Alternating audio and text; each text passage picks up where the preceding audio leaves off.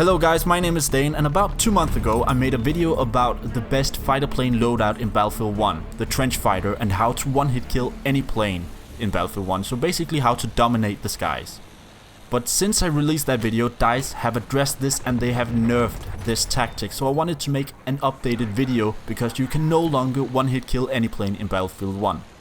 But do keep in mind that all of the other tips that I talked about, like the key bindings, the tactics, the dogfighting, all of it still applies. You can still use all of those, but a lot of people commented on that video with different tactics, what kind of tactics they used, and I thought, you know what, let's just go knee deep into these comments, and then I wanted to try every single tactic out, and I wanted to try the different loadouts as well to find out, is there any other loadout that's better now? Is there a all-around best loadout for the fighter plane? So I'm gonna be talking about these tips in this video. Now, first of all, one of the things that I noticed is that a lot of people commented that they have encountered and they use this technique called stalling. They just basically go straight up in the air and they stall their plane, so the planes chasing them will either crash into them or they will have to slow down to such an extent that they are easy targets for the backseat gunners. Now, of course, this tactic does not apply to the fighter plane. That plane has got too little health. So if you see people go straight up and they start to try and stall it, just bail out. Do not chase the kill because you will die. You cannot stand the damage that you will take on that front. And also, if you're being chased, do not use this tactic because you will die too fast. It's only a tactic for the attack plane and the bomber plane because they've got gunners to serve you up good when you just chase that kill stubbornly. The other comment that I got a lot was, Dane, you should try and turn off the plane chase camera roll. And basically this means that, as you can see on the screen now, that the camera doesn't really move around with the airplane. It did before because that's basically what I've always been using. I use this in all of the games that I've been playing where you were able to fly a plane. This is how the camera works, so I'm used to it. I've been playing games for more than 10 years with this. So the fact that I suddenly had to try something different, oh, this was difficult, at least for me, because I not only had to relearn everything I knew about flying, but I also had to get into a different new tactic. Now, what I do like about this is that it's great for new players. It gives you better situational awareness and it's less dizzying. What I've been noticing when I fly sometimes and what happens to other people when they fly and when you're seeing them on Twitch or on YouTube, you can see them kind of turning with the camera because it's hard to orientate yourself with the horizon when the camera is just constantly chasing around and changing direction, and it can get dizzying. So when you take the camera chase roll off, it disables it. It's only the plane that moves around.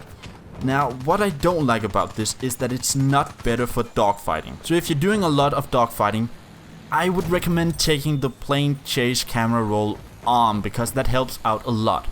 Especially because I never go into first person mode, but what you can also do is just keep the plane chase camera roll setting turned off, so it's easier to fly, it's easier with situational awareness, it's easier for you to drop bombs or whatever you've got going for you, whatever loadout you're using, and then whenever you're in a dogfight, go into first person mode because it's way easier to aim and hit in first person mode. When I finally learned and kinda mastered this, I found it easier to drop bombs. I found it easier to drop bombs precisely. I could fire precisely at ground units. I could orientate myself way easier and do consistent turns. I could do perfect barrel rolls. But in the dogfighting department, I felt like I was at a disadvantage compared to with the plane chase camera roll on. So if you guys are new to this game, I do recommend you guys to take the plane chase camera roll setting and turn it off because it's gonna be way easier for you guys. But for someone like me who has been playing with that feature for my entire life, then it's really hard getting into, you know, old dog, new tricks kind of thing. Now, the reason why I really liked the trench fighter loadout for the fighter plane was because not only could you one-hit kill any plane back then before the patch, but you were also able to drop flares on objectives to help your teammates. And that was a huge bonus to the team play aspect of this. It was not only just killing other planes and killing infantry, you were actually actively helping your team. Oh, there's an objective here.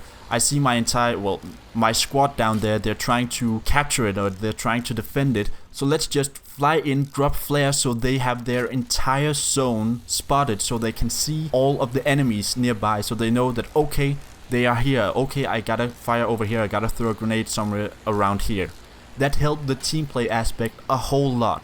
And then you could drop bombs. You could drop bombs on infantry. So if they were just camping a roof, 5 players, or they were camping a trench or whatever, they could be a whole team or a whole squad camping a specific area, and you could just clear that out willy-nilly without any issue, because you could just drop the trench bombs. And that's the 2 reasons why I really liked this, because you were able to not only affect the ground combat and the team play aspect of it, but you're also actually really decent in dogfighting. Some people ask me, well, you should try some of the other loadouts, and I have tried the Bomber, Hunter, or whatever that loadout is called. I can't remember it, and I tried the 3rd one as well. But I gotta say, the hands down best fighter pilot loadout is the Trench Fighter. Now, there is a tactic how to deal with planes instantly still with the trench bombs. It's different than before, but kinda similar, but it's just way harder. You still fly up as close as possible. This time you gotta get real up close and personal. You gotta get above the enemy plane, and then you gotta drop the bombs, but this time do not aim at the plane in general, because you're not trying to do as much damage to the plane as you can.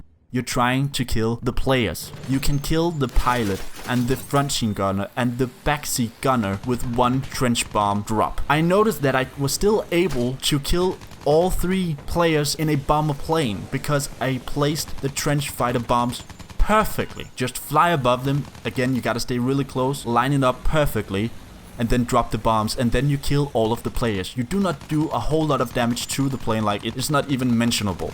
You do no damage to planes anymore, but you still do the same amount of damage to the players.